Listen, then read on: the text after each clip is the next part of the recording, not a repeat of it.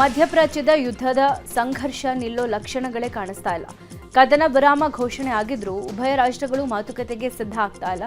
ಶಾಂತಿಗಾಗಿ ಅಮೆರಿಕ ಶತ ಪ್ರಯತ್ನ ನಡೆಸಿದ್ರೂ ಫಲ ಮಾತ್ರ ಸಿಗೋ ಲಕ್ಷಣ ಕಾಣಿಸ್ತಾ ಇಲ್ಲ. ಇರಾನ್ ಅಮೆರಿಕ ನಡುವಿನ ಎರಡನೇ ಶಾಂತಿ ಸಭೆಗೆ ಬ್ರೇಕ್ ಬಿದ್ದಿದೆ. ಪಾಕಿಸ್ತಾನಕ್ಕೆ ತೆರಳಬೇಕಾಗಿದ್ದ ತಮ್ಮ ನಿಯೋಗಕ್ಕೆ ಅಮೆರಿಕ ಅಧ್ಯಕ್ಷ ಟ್ರಂಪ್ ತಡೆ ಕೊಟ್ಟಿದ್ದಾರೆ.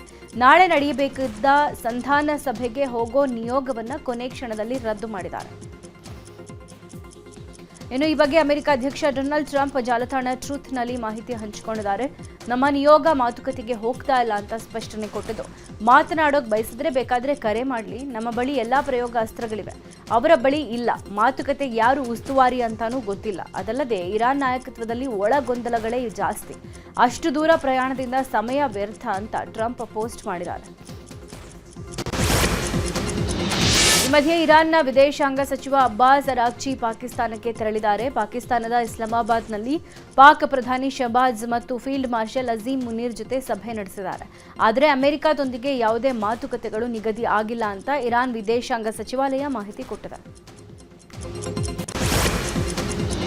ಅಮೆರಿಕ ಮತ್ತು ಇಸ್ರೇಲ್ ನಡುವಿನ ಸಂಘರ್ಷದಿಂದ ಇರಾನ್ನ ಹಲವು ವಿಮಾನ ನಿಲ್ದಾಣಗಳಿಗೆ ಹಾನಿಯಾಗಿದೆ.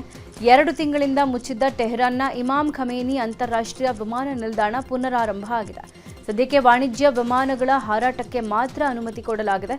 ಇಸ್ತಾಂಬುಲ್, ಮಸ್ಕತ್ ಮತ್ತು ಮದೀನಾಗೆ ವಿಮಾನಗಳು ಹಾರಾಟ ನಡೆಸಿವೆ.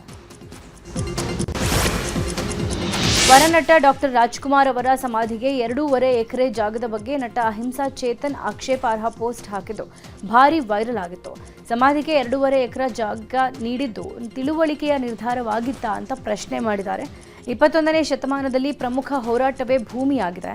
ಸರ್ಕಾರ ಅದನ್ನು ಗಮನದಲ್ಲಿಟ್ಟುಕೊಂಡು ಸಾರ್ವಜನಿಕರ ಉಪಯೋಗಕ್ಕೆ ಹಂಚಬೇಕು, ಮತಗಳ ಲಾಭದ ಉದ್ದೇಶದಿಂದ ಹಂಚಬಾರದು ಹೀಗಂತ ಸೋಷಿಯಲ್ ಮೀಡಿಯಾದಲ್ಲಿ ಪೋಸ್ಟ್ ಮಾಡಿದ್ರು. ಈ ಪೋಸ್ಟ್ ಬಗ್ಗೆ ನ್ಯೂಸ್ 18ಗೆ ನೀಡಿದ ಸ್ಪಷ್ಟನೆ ಕೊಟ್ಟಿದ್ದ ಚೇತನ್, ಚಿತ್ರರಂಗದಲ್ಲಿ ಸಾಕಷ್ಟು ಮಂದಿ ಕೊಡುಗೆ ಕೊಟ್ಟಿದ್ದಾರೆ. ಕುವೆಂಪು ಅವರದ್ದು ಕುಪ್ಪಳ್ಳಿಯಲ್ಲಿ ಸಮಾಧಿ ಮಾಡಲಾಗಿದೆ, ಇವರದ್ದು ಗಾಜರೂನರಲ್ಲೇ ಮಾಡಬಹುದಾಗಿತ್ತು ಅಂತ ಹೇಳಿದ್ರು.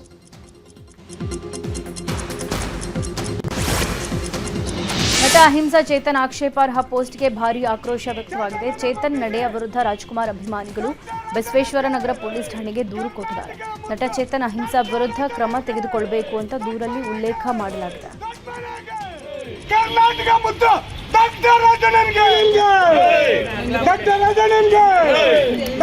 ಅಣ್ಣವ್ರಿಗೆ 2.5 ಎಕರೆ ಅಲ್ಲದೆ ಇನ್ನೂ ಒಂದು 2.5 ಎಕರೆ ಕೊಟ್ಟರು ಕಡಿಮೆನೆ. ಇಂಥ ಒಬ್ಬ ಅಸಂಬದ್ಧ ನಟ, ನಿರುದ್ಯೋಗಿ ನಟ, ಅಣ್ಣವ್ರ ವಿಚಾರವಾಗಿ ಮಾತಾಡೋಕ್ಕೆ ಅರ್ಹತೆಯೇ ಇದ್ದ ನಟ ಇಂಥ ಒಂದು ಮಾತಾಡಿದ್ದಾರೆ. ನಾವು ಇಡೀ ಅಣ್ಣವ್ರ ಅಭಿಮಾನಿಗಳಿಗೆ ನಮಗೆ ನೋವಾಗಿದೆ. ಆತ ಸಾಮಾಜಿಕ ಜಾಲತಾಣದಲ್ಲೇ ಬರ್ಕೊಂಡಿರೋದ್ರಿಂದ ಸಾಮಾಜಿಕ ಜಾಲತಾಣದಲ್ಲೇ ಬೇಷರತ್ತಾಗಿ ಕ್ಷಮೆ ಕೇಳಬೇಕು. ಇಲ್ಲ ಅಂದರೆ ಆತನ ವಿರುದ್ಧ ಆತ ಎಲ್ಲಿ ಸಿಗ್ತಾನೋ ಅಲ್ಲಿ ನಾವು ಅವನಿಗೆ ಮಖಕ್ಕೆ ಮಸಿ ಬಳಿ ಅಂತ ಕೆಲಸ ಮಾಡೇ ಮಾಡ್ತೀವಿ. ಅಣ್ಣವ್ರ ಅಭಿಮಾನಿ ಅಣ್ಣವ್ರಿಗೆ ಚೇತನ್ ವಿರುದ್ಧ ಕನ್ನಡ ಪರ ಹೋರಾಟಗಾರ ಸಾರಾ ಗೋವಿಂದು ವಾಗ್ದಾಳಿ ನಡೆಸಿದ್ರು. ನ್ಯೂಸ್ 18 ಜೊತೆ ಮಾತನಾಡಿದ ಅವರು, ಚೇತನ್ ಒಬ್ಬ ಹುಚ್ಚ, ನಿರುದ್ಯೋಗಿ, ಆತನನ್ನ ಕೂಡಲೇ ಗಡೀಪಾರು ಮಾಡಬೇಕು. ಹುಚ್ಚನಾಯಿಗೆ ಯಾರೂ ಚಿಕಿತ್ಸೆ ಕೊಡ್ಸೋಕೆ ಹೋಗಲ್ಲ, ಹೊಡೆದು ಸಾಯಿಸ್ತಾರೆ. ಹುಚ್ಚ ಚೇತನ್, ನಿನಗೂ ಕೂಡ ಒಂದಿನ ಇದೇ ರೀತಿ ಆಗಬಹುದೇನೋ ಅಂತ ಕಿಡಿಕಾರಿದ್ದಾರೆ. ಈ ಉದ್ಯೋಗ ಇದ್ದವ್ರಿಗೆ ಏನಾಗುತ್ತೆ ಗೊತ್ತಾ, ಇಂಥವನ್ನೆಲ್ಲ ಹಚ್ಕೋತಾರೆ. ಯಾಕೆ ಅಂತ ಹೇಳಿದ್ರೆ ಪ್ರಚಾರ ಬೇಕು, ಅದರಿಂದ ಜೀವನ ಮಾಡಬೇಕು. ಅವನಿಗೇನು ಉದ್ಯೋಗ ಇದೆ ಮಾಡಿ ದಯಮಾಡಿ ಇವನ್ನ ಗಡೀಪಾರು ಮಾಡಬೇಕು ಅಂತ ಹೇಳ್ಬಿಟ್ಟು ಸರ್ಕಾರವನ್ನು ನಾನು ಕೇಳ್ಕೊಳ್ತೀನಿ. ಈ ಹುಚ್ಚನಾಗಿ ಯಾರಾದರೂ ಔಷಧಿ ಕೊಡ್ತಾರೆ? ಕೊಡಲ್ಲ. ಏನು ಮಾಡ್ತಾರೆ ಹೇಳಿ? ಕೊಡೋದು ಸಾಯಿಸ್ತಾರೆ. ಅಲ್ಲ, ಇದುವರೆಗೂ ನಾನು ಕೇಳಿರೋದು ಹುಚ್ಚನಾಗಿ ಯಾರೂ ಕರ್ಕೊಂಡೋಗಿ ಹಾಸ್ಪಿಟ್ಲಿಗೆ ಹೋಗಿ ಔಷಧಿ ಕೊಡಿಸಿಲ್ಲ. 4-5 ಜನಕ್ಕೆ ಕಚ್ಚಿದ ಮೇಲೆ ಇನ್ನೆಲ್ಲರಿಗೂ ಕಚ್ಚದೆ ಅಂತ ಹೇಳ್ಬಿಟ್ಟು ಹೊಡೆದು ಸಾಯಿಸ್ತಾರೆ. ಎಲ್ಲ ಒಂದು ಕಡೆ ನೀನು ಹಂಗೆ ಆಗ್ಬೋದಲ್ಲ, ಯಾರಿಗೂ ಗೊತ್ತು. ವರನಟ ಡಾಕ್ಟರ್ ರಾಜ್ಕುಮಾರ್ ಸಮಾಧಿಗೆ 2.5 ಎಕರೆ ಜಾಗದ ಬಗ್ಗೆ ನಟ ಚೇತನ್ ಆಕ್ಷೇಪಾರ್ಹ ಪೋಸ್ಟ್ ಹಾಕಿದ್ದು ಭಾರೀ ವಿವಾದಕ್ಕೆ ಕಾರಣ ಆಗಿತ್ತು. ಅಣ್ಣಾವರ ಅಭಿಮಾನಿಗಳು ಚೇತನ್ ವಿರುದ್ಧ ವ್ಯಾಪಕ ಆಕ್ರೋಶ ವ್ಯಕ್ತಪಡಿಸಿದ್ರು. ವಿವಾದದ ಕಿಚ್ಚು ಹೊತ್ಕೊಳ್ತಾ ಇದ್ದಂತೆ ನಟ ಚೇತನ್ ಎಚ್ಚೆತ್ತುಕೊಂಡಿದ್ದಾರೆ. ನಂದು ತಪ್ಪಾಗಿದೆ ಅಂತ ಬಹಿರಂಗವಾಗಿ ಕ್ಷಮೆ ಕೇಳಿದ್ದಾರೆ. ನಾನು ಕೂಡ ಯಾರಿಗಾರು ಮನಸ್ಸಿಗೆ ಮತ್ತು ರಾಜ್ಕುಮಾರ್ ಅಭಿಮಾನಿಯವರ ಸಂಘದವರಿಗೆ ಮನಸ್ಸಿಗೆ ನೋವಾಗಿದೆ, ಅದು ನನ್ನ ಕಡೆಯಿಂದ ನಾನು ವಿಷಾದ ವ್ಯಕ್ತಪಡಿಸ್ತೀನಿ, ನಾನು ಕ್ಷಮೆನೂ ಕೇಳ್ತೀನಿ. ಮತ್ತು ಮುಖ್ಯವಾಗಿ ಯಾರ ಮನಸ್ಸು ನೋವು ಮಾಡೋದು ನನ್ನ ಉದ್ದೇಶ ಅಲ್ಲ, ರಾಜ್ಕುಮಾರ್ ಅಭಿಮಾನಿಗಳು ನಾನು ಸಹ. ಆದರೆ ಮುಖ್ಯವಾಗಿ ನಮ್ಮ ಸಮಾಜದ ಜಾಗೃತಿ ಆಗಬೇಕು, ಒಂದು ಉತ್ತಮ ಪ್ರಜಾಪ್ರಭುತ್ವ ಕಟ್ಟಬೇಕು. ರಾಜ್ಕುಮಾರ್ ಅವರು ಕಂಡ ಕನಸಿನ ಚಿತ್ರರಂಗ ನಾವು ಕೂಡ ಕಟ್ಟಬೇಕು, ಅದು ನಮ್ಮ ಉದ್ದೇಶ. ಯೋಗೀಶ್ ಗೌಡ ಕೊಲೆ ಪ್ರಕರಣ ಸಂಬಂಧ ಜೀವಾವಧಿ ಶಿಕ್ಷೆಗೆ ಒಳಗಾಗಿರುವ ಶಾಸಕ ವಿನಯ್ ಕುಲಕರ್ಣಿ ಹೈಕೋರ್ಟ್ ಮೆಟ್ಟಿಲೇರಿದ್ದಾರೆ. ಜೀವಾವಧಿ ಶಿಕ್ಷೆಯನ್ನ ಪ್ರಶ್ನೆ ಮಾಡಿ ಹೈಕೋರ್ಟ್ಗೆ ವಿನಯ್ ಕುಲಕರ್ಣಿ ಮೇಲ್ಮನವಿ ಸಲ್ಲಿಸಿದ್ದಾರೆ. ಜೀವಾವಧಿ ಶಿಕ್ಷೆ ತೀರ್ಪಿಗೆ ತಡೆಯಾಜ್ಞೆ ಕೋರಿ ಅರ್ಜಿ ಸಲ್ಲಿಸಿದ್ರು. ನಾಳೆ ಮೇಲ್ಮನವಿ ವಿಚಾರಣೆಗೆ ಬರೋ ಸಾಧ್ಯತೆ ಇದೆ. ವಿನಯ್ ಕುಲಕರ್ಣಿ ಮಾತ್ರವಲ್ಲದೆ ಚಂದ್ರಶೇಖರ್ ಇಂಡಿ ಕೂಡ ಮೇಲ್ಮನವಿ ಸಲ್ಲಿಸಿದ್ದಾರೆ. ಮಾಜಿ ಸಿಎಂ ಯಡಿಯೂರಪ್ಪ 5 ದಶಕಗಳ ರಾಜಕೀಯ ಪಯಣದ ಸಂಭ್ರಮಾಚರಣೆ ಬಿಜೆಪಿಗೆ ಸಿದ್ಧತೆ ಮಾಡಿಕೊಂಡಿದೆ. ಮೇ 9ರಂದು ಚಿತ್ರದುರ್ಗದಲ್ಲಿ ಕಾರ್ಯಕ್ರಮ ನಡೆಯಲಿದ್ದು, ವಿರೋಧಿಗಳಿಗೂ ಕಾರ್ಯಕ್ರಮಕ್ಕೆ ಆಹ್ವಾನಿಸಲು ವಿಜೇಂದ್ರ ಬಣ ತಯಾರಿ ನಡೆಸಿದೆ. ಇವತ್ತು ಅಭಿಮಾನೋತ್ಸವಕ್ಕೆ ಭೂಮಿ ಪೂಜೆ ನಡೆಯಲಿದೆ. ವಿಧಾನಸಭೆ ವಿರೋಧ ಪಕ್ಷದ ನಾಯಕ ಆರ್ ಅಶೋಕ್, ಮೇಲ್ಮನೆ ವಿಪಕ್ಷ ನಾಯಕ ಛಲವಾದಿ ನಾರಾಯಣಸ್ವಾಮಿ, ಬಿಜೆಪಿ ರಾಜ್ಯಾಧ್ಯಕ್ಷ ಬಿವೈ ವಿಜೇಂದ್ರ, ರಾಮುಲು, ಪ್ರಭಾಕರ್ ಕೋರೆ, ಗೋವಿಂದ ಕಾರಜೋಳ ನೇತೃತ್ವದಲ್ಲಿ ಭೂಮಿ ಪೂಜೆ ನಡೆಯಲಿದೆ. ಯಡಿಯೂರಪ್ಪ ಅಭಿಮಾನೋತ್ಸವ ಕಾರ್ಯಕ್ರಮದ ಹಿನ್ನೆಲೆ ಮಾಜಿ ಸಚಿವ ರೇಣುಕಾಚಾರ್ಯ ನೇತೃತ್ವದಲ್ಲಿ ಲೋಗೋ ಅನಾವರಣ ಮಾಡಲಾಗಿದೆ. ಹೊನ್ನಾಳಿ ನಗರದಲ್ಲಿ ನಡೆದ ಸಭೆಯಲ್ಲಿ ಲೋಗೋ ಅನಾವರಣ ಮಾಡಲಾಗಿದೆ. ಈ ವೇಳೆ ಕ್ಷೇತ್ರದ ಪ್ರತಿ ಹಳ್ಳಿಯಿಂದಲೂ ಹೆಚ್ಚಿನ ಸಂಖ್ಯೆಯಲ್ಲಿ ಕಾರ್ಯಕರ್ತರು, ಪಕ್ಷದ ಮುಖಂಡರು ಆಗಮಿಸಬೇಕು ಅಂತ ವಿನಂತಿಸಲಾಗಿದೆ. ಜನಗಣತಿ ನಡೆಸೋ ಸಿಬ್ಬಂದಿಗಳ ಕೆಲಸಕ್ಕೆ ಅಡ್ಡಿ ಹಾಗೂ ಅವಾಚ್ಯ ಶಬ್ದಗಳಿಂದ ನಿಂದನೀಯ ಆರೋಪ ಕೇಳಿಬಂದಿದೆ. ಈ ಹಿನ್ನೆಲೆ ನಿಂದಿಸಿದವರ ವಿರುದ್ಧ ಜಿಬಿಎ ದೂರು ನೀಡಿತ್ತು. ಬೆಂಗಳೂರಿನ ಆರ್ಟಿ ನಗರ ಠಾಣೆಯಲ್ಲಿ ಎಫ್ಐಆರ್ ದಾಖಲಾಗಿತ್ತು. ಸುಲ್ತಾನ್ ಪಾಳ್ಯದ ಖಾಸಗಿ ಅಪಾರ್ಟ್ಮೆಂಟ್ಗೆ ಗಣತಿಗೆ ತೆರಳಿದ ವೇಳೆ ಅಪಾರ್ಟ್ಮೆಂಟ್ ನಿವಾಸಿಯೊಬ್ಬರು ಗಣತಿದಾರೆ ವೀಣಾ ಅನ್ನುವವರಿಗೆ ಅಸಭ್ಯ ಶಬ್ದಗಳಿಂದ ನಿಂದಿಸಿ ಮಾಹಿತಿ ನೀಡೋಕೆ ನಿರಾಕರಿಸಿದ್ದಾರೆ. ಈ ಸಂಬಂಧ ಆರ್ಟಿ ನಗರ ಠಾಣೆಯಲ್ಲಿ ದೂರು ದಾಖಲಿಸಲಾಗಿದೆ. ಕಳೆದ 3 ತಿಂಗಳ ಹಿಂದೆ ವಿದ್ಯಾರಣ್ಯಪುರ ವ್ಯಾಪ್ತಿಯಲ್ಲಿ 2 ವಿದ್ಯಾರ್ಥಿನಿಯರು ನಾಪತ್ತೆಯಾಗಿದ್ರು. ಮನೆ ಬಿಟ್ಟು ಹೋದ ವಿದ್ಯಾರ್ಥಿನಿಯರ ಸುಳಿವು ಮಾತ್ರ ಈವರೆಗೆ ಸಿಕ್ಕೇ ಇಲ್ಲ. ನಮ್ಮ ಮಕ್ಕಳನ್ನ ಹುಡುಕೊಡಿ ಅಂತ ವಿದ್ಯಾರ್ಥಿನಿ ತನಿಷ್ಕಾ ಪೋಷಕರು ಹೈಕೋರ್ಟ್ನಲ್ಲಿ ಹೇಬಿಯಸ್ ಕಾರ್ಪಸ್ ಅರ್ಜಿ ಕೂಡ ಸಲ್ಲಿಸಿದ್ದಾರೆ. ಈ ಮಧ್ಯೆ ಕರ್ನಾಟಕದ ಎಲ್ಲಾ ಜಿಲ್ಲೆಗಳು, ನೆರೆ ರಾಜ್ಯಗಳಲ್ಲೂ ಪೊಲೀಸರು ಹುಡುಕಾಟ ನಡೆಸಿದ್ರು. ತನಿಷ್ಕಾ ಮತ್ತು ತೇಜಸ್ವಿನಿಯ ಸುಳಿವು ಮಾತ್ರ ಸಿಗ್ತಾ ಇಲ್ಲ. ಈ ಮಧ್ಯೆ ಪ್ರಕರಣ ಸಿಬಿಐಗೆ ವರ್ಗಾವಣೆಯಾಗೋ ಸಾಧ್ಯತೆ ಇದೆ. ಸೋಮವಾರ ಈ ಪ್ರಕರಣ ಸಿಬಿಐಗೆ ವರ್ಗಾವಣೆಯಾಗೋ ಸಾಧ್ಯತೆಗಳಿದೆ.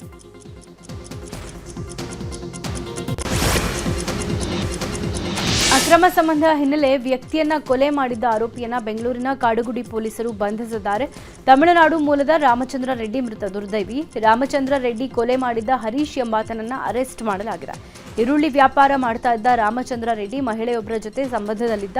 ಮಹಿಳೆ ಜೊತೆ ಇತ್ತೀಚೆಗೆ ಪರಿಚಯವಾಗಿ ಪ್ರೀತಿ ಮಾಡ್ತಾ ಇದ್ರು ಅನ್ನುವ ವಿಷಯ ಹರೀಶ್ಗೆ ಗೊತ್ತಾಗಿತ್ತು. ನಿನ್ನೆ ಮಹಿಳೆ ಮನೆಗೆ ಹೋಗಿದ್ದ ರಾಮಚಂದ್ರ ರೆಡ್ಡಿ ಅಲ್ಲೇ ಇದ್ದ ದೇವಸ್ಥಾನದ ಬಳಿ ಮಲಗಿದ್ದ ವೇಳೆ ಕಲ್ಲು ಎತ್ತಾಕಿ ಹರೀಶ್ ಕೊಲೆ ಮಾಡಿ ಎಸ್ಕೇಪ್ ಆಗಿದ್ದಾನೆ. ಸದ್ಯ ಆರೋಪಿ ಬಂಧಿಸಿದ್ದ ಪೊಲೀಸರು ವಿಚಾರಣೆ ನಡೆಸುತ್ತಿದ್ದಾರೆ. ಬೆಂಗಳೂರಿನ ಬ್ಯಾಡರಹಳ್ಳಿ ಠಾಣೆ ವ್ಯಾಪ್ತಿಯಲ್ಲಿ ಪ್ರೇಯಸಿಯಿಂದ ಪ್ರಿಯಕರನ ಹತ್ಯೆ ಪ್ರಕರಣಕ್ಕೆ ಸಂಬಂಧಪಟ್ಟಂತೆ ದಿನಕ್ಕೊಂದು ತಿರುವು ಪಡ್ಕೊಳ್ತಾ ಇದೆ.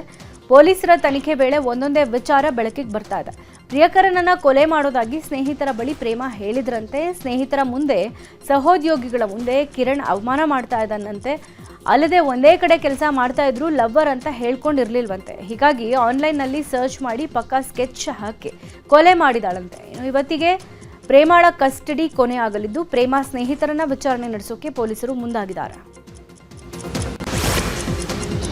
ಬೆಂಗಳೂರಲ್ಲಿ ತಾಯಿಗಾಗಿ ಮಗನ ಹೃದಯ ಮಿಡಿದಿದೆ. ಅನಾರೋಗ್ಯಕ್ಕೆ ಬೇಸತ್ತು ಪಾರವ ಜನಿವಾರದ್ ಮನೆ ಬಿಟ್ಟು ಹೋಗಿದ್ದಾರೆ. ಪೊಲೀಸ್ ಕಾನ್ಸ್ಟೇಬಲ್ ಆಗಿರೋ ಬಸವರಾಜು ಜನಿವಾರದ್ ಕಾಣೆಯಾದ ತಾಯಿಗಾಗಿ ಹುಡುಕಾಟ ನಡೆಸಿದ್ದಾರೆ. ಬ್ಯಾಟರಾಯನಪುರ ಪೊಲೀಸ್ ಠಾಣೆಯಲ್ಲಿ ಪ್ರಕರಣ ದಾಖಲಿಸಿ ಸ್ವತಃ ಸಿಸಿಟಿವಿ ಕಲೆಕ್ಟ್ ಮಾಡಿ ತಾಯಿಗಾಗಿ ಸ್ವತಃ ಶೋಧ ಕಾರ್ಯ ಮಾಡ್ತಾ ಇದ್ದಾರೆ. ಬೆಂಗಳೂರು ದಕ್ಷಿಣ ಜಿಲ್ಲೆ ಚನ್ನಪಟ್ಟಣ ತಾಲೂಕಿನ ಕೆಳಗೆರೆ ಗ್ರಾಮದ ಶಿವರಾಜು ಅನ್ನುವವರ ಮಗ ನಾಪತ್ತೆಯಾಗಿದ್ದಾನೆ. ದಿಲೀಪ್ ಕುಮಾರ್ ನಾಪತ್ತೆಯಾದ ಯುವಕ ಇದ್ದಕ್ಕಿದ್ದಂಗೆ ನಾಪತ್ತೆಯಾಗಿರೋದು ಸಾಕಷ್ಟು ಅನುಮಾನಗಳಿಗೆ ಎಡೆ ಮಾಡಿಕೊಟ್ಟಿದೆ. ಸ್ಥಳೀಯ ಪೊಲೀಸರಿಗೆ ಮಾಹಿತಿ ಕೊಟ್ಟಿದ್ದು, ಜಾಲತಾಣದ ಮೂಲಕ ಮಗನ ಫೋಟೋ ಹಂಚಿಕೊಂಡು ಪೋಷಕರು ಹುಡುಕಾಟ ಶುರು ಮಾಡಿದ್ದಾರೆ. ಮರದಿಂದ ಮಾವಿನಕಾಯಿ ಕಿತ್ತಿದ್ದಕ್ಕೆ ಗುಂಪು ಗಲಾಟೆ ನಡೆದಿದೆ. ಕೋಲಾರ ಜಿಲ್ಲೆಯ ಶ್ರೀನಿವಾಸಪುರ ತಾಲೂಕಿನ ಆಲಂಬರ್ಗಿ ಗ್ರಾಮದಲ್ಲಿ ಘಟನೆ ನಡೆದಿದೆ. ಮಂಜುನಾಥ್ ಅನ್ನುವವರ ತೋಟದಲ್ಲಿ ಸಾದಿಕ್ ಮಾವಿನಕಾಯಿ ಕಿತ್ಕೊಂಡಿದ್ದಾನೆ. ಇದ್ದಕ್ಕಿದ್ದಂಗೆ ಕೋಪಗೊಂಡ ಮಾಲೀಕ ಮಂಜುನಾಥ್ ಮತ್ತು ಅವರ ಸ್ನೇಹಿತ ಸಾದಿಕ್ ಮೇಲೆ ಹಲ್ಲೆ ಮಾಡಿದ್ದಾರೆ. ಈ ಘಟನೆ ಸಂಬಂಧ ಶ್ರೀನಿವಾಸಪುರ ಪೊಲೀಸ್ ಠಾಣೆಯಲ್ಲಿ ಪ್ರಕರಣ ದಾಖಲಾಗಿದೆ.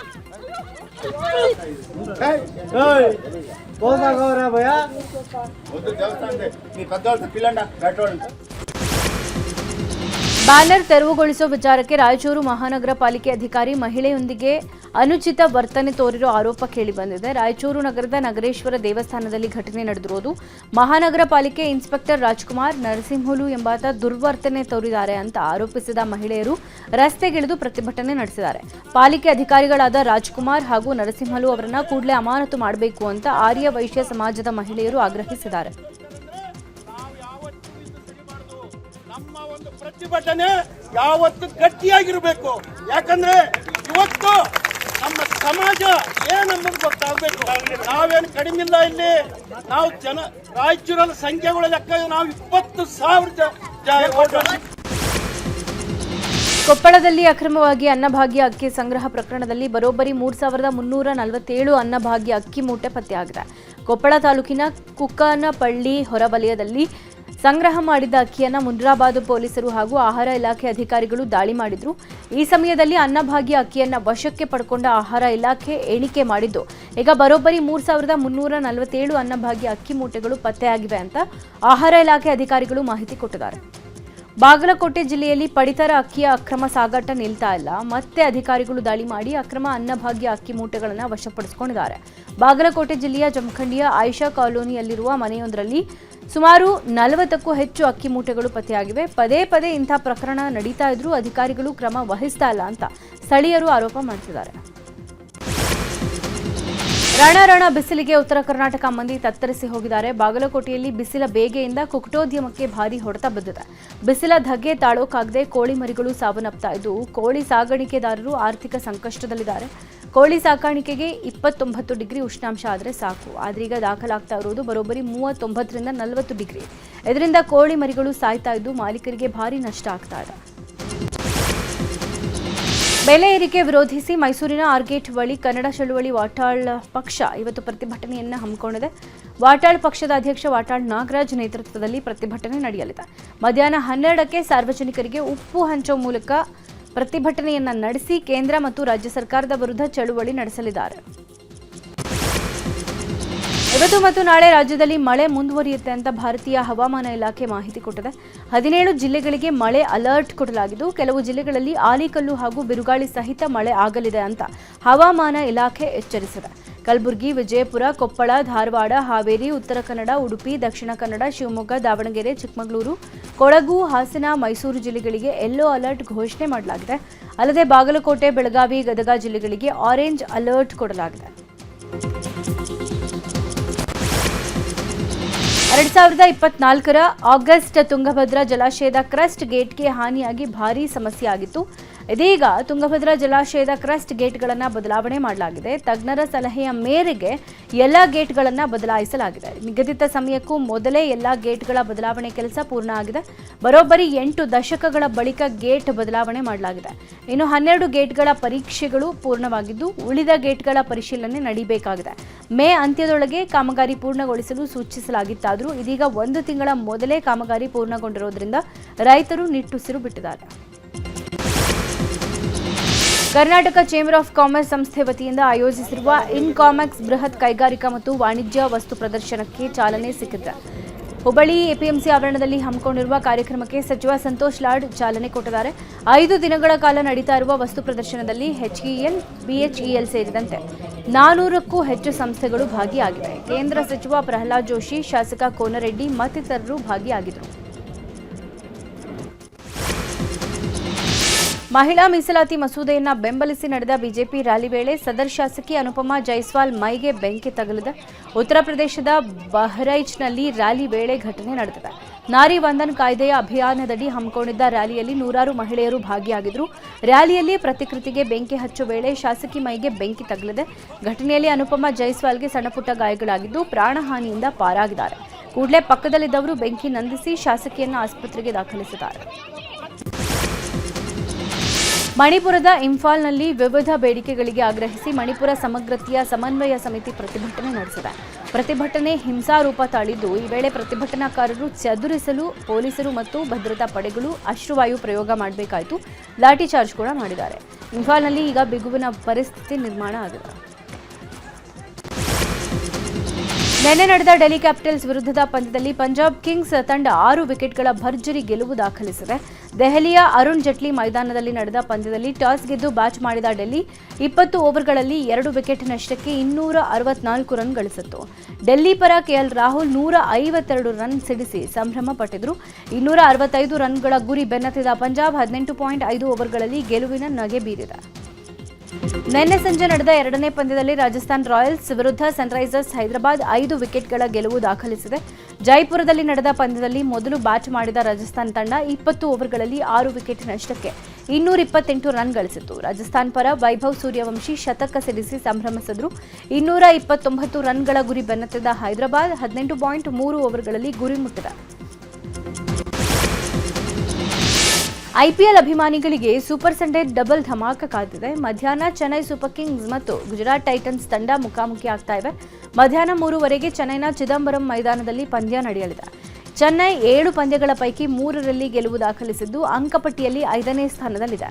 ಗುಜರಾತ್ 7 ಪಂದ್ಯಗಳ ಪೈಕಿ 3 ಪಂದ್ಯಗಳಲ್ಲಿ ಗೆಲುವು ದಾಖಲಿಸಿ ಅಂಕಪಟ್ಟಿಯಲ್ಲಿ 7ನೇ ಸ್ಥಾನದಲ್ಲಿದೆ. ಇನ್ನು ಎರಡನೇ ಪಂದ್ಯದಲ್ಲಿ ಲಖನೌ ಸೂಪರ್ ಜಾಯಿಂಟ್ಸ್ ಮತ್ತು ಕೋಲ್ಕತಾ ನೈಟ್ ರೈಡರ್ಸ್ ತಂಡ ಮುಖಾಮುಖಿಯಾಗಲಿವೆ. ಸಂಜೆ 7:00 ಲಖನೌದಲ್ಲಿ ಪಂದ್ಯ ನಡೆಯಲಿದೆ. ಲಖನೌ ತಂಡ ಆಡಿರುವ 7 ಪಂದ್ಯಗಳಲ್ಲಿ 2ರಲ್ಲಿ ಮಾತ್ರ ಗೆಲುವು ದಾಖಲಿಸಿದ್ದು ಅಂಕಪಟ್ಟಿಯಲ್ಲಿ 9ನೇ ಸ್ಥಾನದಲ್ಲಿದೆ. ಕೋಲ್ಕತಾ ತಂಡ ಆಡಿರೋ 7 ಪಂದ್ಯಗಳಲ್ಲಿ 1ರಲ್ಲಿ ಮಾತ್ರ ಗೆಲುವು ದಾಖಲಿಸಿದ್ದು ಅಂಕಪಟ್ಟಿಯಲ್ಲಿ ಕೊನೆಯ ಸ್ಥಾನದಲ್ಲಿದೆ.